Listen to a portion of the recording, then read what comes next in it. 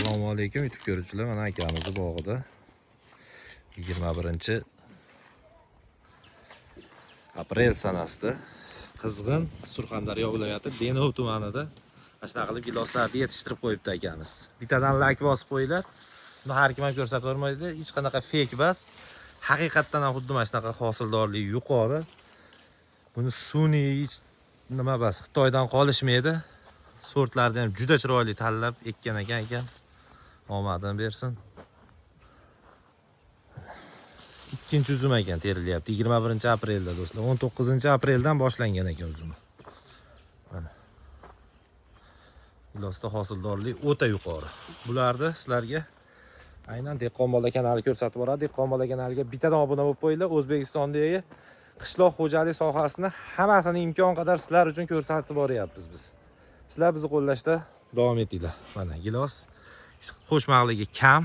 Mana kalibrlari 30 gacha bo'ladi. Xudo xolasa. Mana.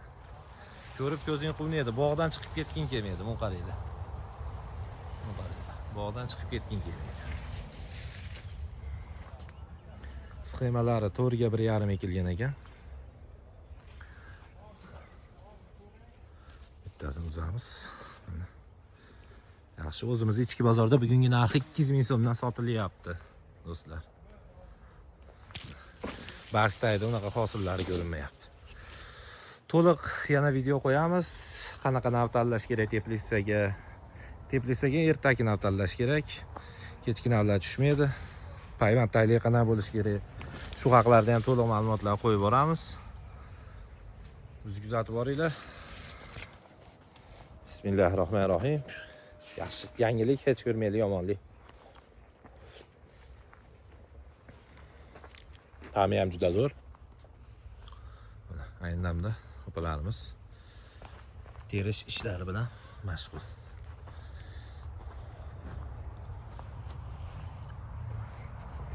Qaraylik, 2 yoshli mashlar. Hosilda.